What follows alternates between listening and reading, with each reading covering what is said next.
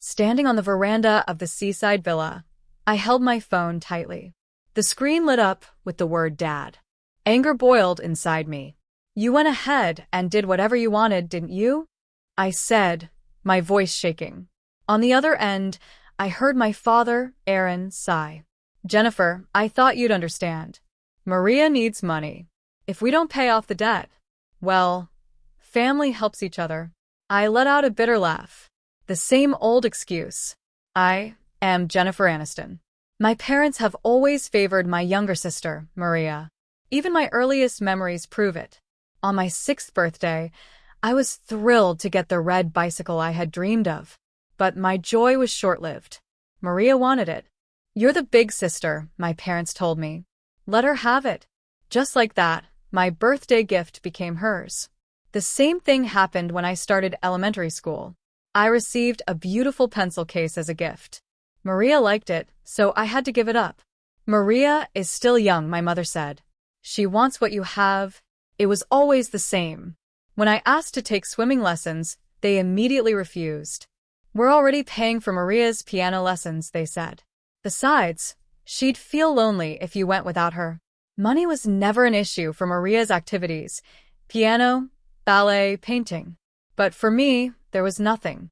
I wasn't allowed to do anything outside of school clubs. Even when I finished my homework and wanted to go out and play, I was told, "Help Maria with her studies." Both of my parents attended all of Maria's school events, but when it came to mine, they were always too busy with work. Even when I won first place in a race on sports day, no one noticed. Maria had fallen and was crying, so all the attention went to her. On an open school day, I gave a speech as class president. My parents didn't show up. They went to Maria's event instead. By the time I was elected class representative in 7th grade, I didn't even bother telling them. I already knew what they would say. But the moment I remember the most was in my 3rd year of high school. I worked so hard to get into my first-choice university, but my parents didn't seem to care. "Oh, that's nice," my mother said without much interest. "I'm more curious about Maria's mock test results." That evening at dinner, my mother cooked all of Maria's favorite dishes. It was supposed to be a celebration for me, but everything was about Maria. No one praised me for my hard work. No one shared in my happiness. For Christmas, Maria always got expensive gifts, while I got things like school supplies or clothes. Even when I needed money for travel expenses for my club competitions, my parents refused. "We need the money for Maria's piano lessons," they said. "Maria is sensitive. Maria is delicate." By the time I entered university, I had completely given up on my family. During that time, I met Adam in the windsurfing club. I was a freshman, a complete beginner, constantly struggling against the waves. Adam, on the other hand, was older and the club captain. On my first day of practice, I fell into the sea over and over again. I swallowed salty water, and my eyes burned so badly that I almost gave up. Then Adam reached out his hand to me. "Everyone starts like this," he said. I fell all day long when I was a freshman too. I can't explain how much those words meant to me. Until then, no one had ever been kind to me when I failed. One of my most unforgettable moments happened at the end of our training camp. At dusk, I was out in the water, still struggling with the waves. I hadn't been able to stand up even once that day, and this was my last chance. "Jennifer, the wind is shifting," Adam shouted from the shore. The moment I heard his voice, something clicked. I suddenly understood the wind's direction, the movement of the waves, and how my board felt beneath me. Before I knew it, I was standing on the waves. My teammates cheered, but all I saw was Adam's bright smile. "Don't tense up on the board," Adam told me gently. "Feel the waves and move with them." For some reason, those words touched my heart. No one had ever cared for me like that before. My parents only ever paid attention to Maria. "Jennifer, you've got talent," Adam said. "You have an amazing intuition for reading waves." It wasn't just his coaching that drew me in, it was his kindness, his warmth, and even the little playful expressions he made. A few months later, we started dating. After I graduated, Adam and I decided to turn our love for marine sports into a business. We started an import company. Everyone around us doubted us, especially my parents. They were completely against it. But we didn't give up. We worked hard to raise the money we needed to start our dream. I worked 4 part-time jobs while Adam borrowed money from his family. Our first office was a small apartment, a 45-minute walk from the nearest station. All of our furniture, desks, cabinets, and chairs, was secondhand. "This is our starting line," Adam said with a laugh. I laughed with him. Finding business partners was much harder than we expected. "You're too young. You have no experience." We got rejected over and over again. But we refused to give up. We attended marine sports tournaments, met athletes, and slowly built relationships. Over time, we started earning their trust. Our big break came when we met a small manufacturer in Italy. They had just started their business too, and wanted to expand into the USA market. Maybe they saw our passion because they agreed to give us an exclusive distributor contract. The night we signed that contract, we celebrated in our tiny office with a cheap bottle of sparkling wine and canned snacks. We talked about our future. Looking back, that was the real beginning of our journey. "How do you plan to survive with such an unstable business?" my father asked. "Maria is struggling, so you need to help the family," my mother said, still only thinking about her. My younger sister, Maria, had dropped out of university. She jumped from one part-time job to another and spent her time having fun. Every time she got into debt, my parents bailed her out. "She's just a poor child," they always said, making excuses for her. Meanwhile, they placed strict rules and high expectations on me. But Adam was different. He believed in my dreams. "If it's us, we can make it happen," he told me. Holding on to those words, we kept moving forward. One step at a time, our business grew. What started in a small warehouse became a recognized company in the industry. 6 years ago, we finally achieved our dream. We bought a vacation home. We found this house soon after we started searching. It sat on a hill, surrounded by trees, with an incredible view of the ocean. The moment we saw it, we knew, "This is the one," Adam said. I felt the same. My parents, of course, disapproved. "You don't need to spend so much money on something like this," they said. But their objection wasn't just about the house. They still hadn't accepted my work. I didn't care. This house was proof of the dream Adam and I built together. On our first night at the vacation home, we sat on the deck, looking up at the starry sky and listening to the sound of the waves. Adam held my hand. "Jennifer, let's grow old together here." Even now, those words warm my heart. But everything started falling apart with one phone call from my father. It was the morning of my second day back from a business trip to Southeast Asia. I was visiting the vacation home when my phone rang. "Jennifer, I need to talk to you," my father said. His voice sounded tense, like he was forcing himself to stay calm. "Did something happen?" I asked casually. At that moment, I had no idea that I was about to be dragged back into a harsh reality. "It's about your vacation home," my father began. Right away, I felt uneasy. "What about it?" "I've already sold it. The ownership transfer will happen next month." For a moment, I couldn't process his words. "Sold? Transfer? Our precious vacation home? What are you talking about?" My voice shook. "Maria is in trouble," he said. "She made a bad investment and now owes $400,000. His tone sounded like an excuse. "And what does that have to do with our vacation home?" My chest burned with anger. "Jennifer, I thought you'd understand. Maria needs money. If we don't help, the debt collectors—" "You went ahead and did whatever you wanted, didn't you?" I cut him off, my voice cold. My grip tightened on the balcony railing. "You barely even used the vacation home," my father argued. "Maria's life is at stake. Is a house you rarely visit more important than your sister's?" "That's Maria's problem," I said, trying to keep my voice steady. "How did you even manage to sell it without our consent?" There was a short silence.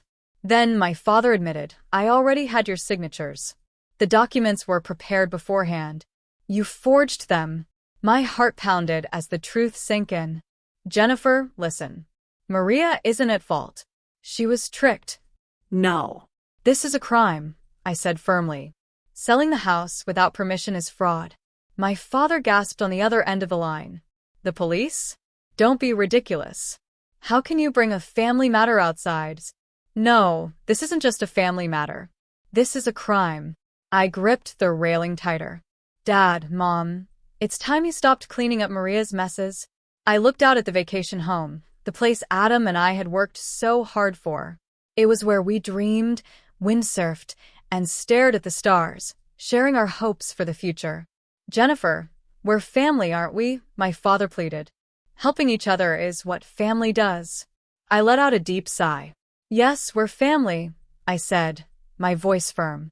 And that's why I have to report you and Mom for fraud. I ended the call. Only the sound of the waves remained. The salty breeze cooled my flushed cheeks. I couldn't believe my parents had sunk this low. Their twisted devotion to Maria had finally crossed the line. Maybe part of this was my fault for not stopping them sooner. But enough was enough. I slipped my phone into my pocket and went back inside the vacation home. An hour later, my phone rang again. This time, it was Adam. Jennifer, are you okay? Hearing his voice, I felt a little calmer. Yes, I just finished talking to my father. I got a call from the buyer, Adam said, his voice steady. Turns out, they're an old friend of mine from university. When I explained the situation, they understood immediately. The sale has been canceled. I let out a deep sigh of relief. At least that's one problem solved. Thank you, Adam. I also heard from the police, he added. They found the forged documents your parents used. His words made my chest tighten. How far were Mom and Dad willing to go? Adam arrived at the vacation home later that evening. Even though he was busy with work, he had come to check on me. Are you okay? He asked, his gentle voice bringing me comfort. Adam wrapped his arms around me, and the tears I had been holding back finally spilled over. Why? I whispered. Why would they do this? Do they really think they can do anything as long as it's for Maria? Adam stroked my hair softly. You've done nothing wrong, he said. In fact, I'm proud of you for standing your ground. His words sank deep into my heart. The next day, the police launched a full investigation. My parents were questioned for attempted fraud. My mother called me over and over again, but I didn't answer. A week passed. That evening, Adam and I sat on the deck of our vacation home, watching the sun set over the ocean. The sound of the waves crashing against the shore filled the air, bringing me a quiet sense of peace. I remember, Adam said softly. The day we found this place. I remembered too. The day we toured the property. We decided right away this was the one. The house was old, but fixing it up became part of our memories. We painted the railings, replaced the floorboards, and renovated the kitchen. Every bit of work was done by the two of us. Sometimes we argued, but even those moments now feel precious. Adam squeezed my hand. Jennifer, we're in this together. Whatever challenges come, we'll face them as a team. I nodded. My relationship with my parents may never go back to the way it was. But that's okay. This is our life, our choices. And this seaside vacation home is proof of our love. Meanwhile, the police investigation continued. As things unfolded, more details about my parents' actions came to light. They had always known the vacation home belonged to both Adam and me, yet they tried to sell it anyway. The forgery was carefully planned. For 4 months, they prepared everything. First, they faked my signature. Then, they copied Adam's signature to make the sale look real. To the real estate agent, they lied. Our daughter and her partner are moving overseas and can't take care of the property, they said. But the most shocking thing was what my mother did next. She spread false rumors in the neighborhood. Jennifer and her husband are drowning in debt. We have no choice but to clean up their mess. She was willing to destroy my reputation just to protect Maria. During police questioning, my mother broke down. Maria got caught in a scam, she admitted. At first, it was only $20,000. But before we knew it, it had grown to $400,000. My parents drained their savings and even sold land to cover the debt. But it still wasn't enough. So, they tried to sell our vacation home to make up the difference. Even then, my mother still defended Maria. Maria isn't to blame, she insisted. She was tricked. She's not as smart as Jennifer. It was said that even the police officer questioning her was speechless. My emotions were complicated. I couldn't believe my own parents had done this. Then one day, Maria called me. "How could you do this, sis?" she demanded. "Turning our parents over to the police is cruel." Even now, she saw herself as the victim. I answered calmly. "Maria, do you understand? They tried to sell the vacation home Adam and I love, just to pay for your mistakes. That's a crime. But we're family, aren't we? I'm really struggling here." I took a deep breath. "It's time you started taking responsibility for your actions. I'm done cleaning up after you." After hanging up, I felt completely exhausted. Since childhood, Maria had been spoiled, while I studied hard and worked responsibly. Maria, on the other hand, lived carelessly. Every time she messed up, our parents bailed her out. I lost count of how many times she got into debt. It started in her first year of college. At first, it was just $6,000 from a loan company. Her reason? I wanted to go shopping for luxury brands with my friends. Instead of scolding her, my parents made excuses. "She's just a young girl. It can't be helped," they said. Then, they paid off the debt immediately. 3 months later, we found out she had misused her tuition money. She spent it on trips with friends and new clothes. This time, my father took $60,000 from his savings to cover it. "Maria lacks life experience," they said. "It's normal that she doesn't understand money." Instead of teaching her a lesson, they defended her again. In her 3rd year, Maria suddenly announced that she was dropping out of college. Her reason? "I can't keep up with the classes." Soon after, she started working part-time at a restaurant. That's where she met a customer she started dating. Eventually, he introduced her to an investment scheme, and she lost $76,000. When I confronted her, she glared at me. "You wouldn't understand, Jennifer, because you're so smart," she snapped. "He's the only one I have." My parents begged her to break up with him. Somehow, they convinced her, but once again, they paid off her debt. By then, their retirement savings were nearly gone. And now, after getting tricked again by another fraudulent investment scheme, Maria owed $400,000. But this time, my parents had no money left. So, they tried to sell our vacation home to pay off her debt. "You spoiled her too much," I had always told my parents.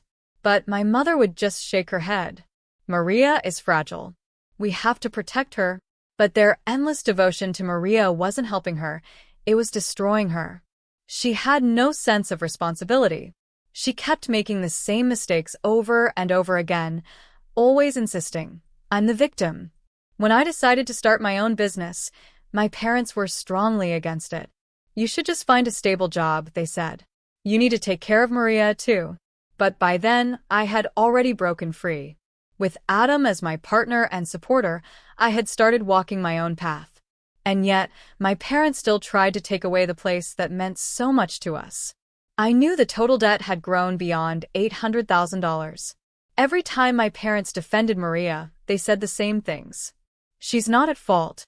Society is just too harsh. Jennifer, you're lucky, so you should help."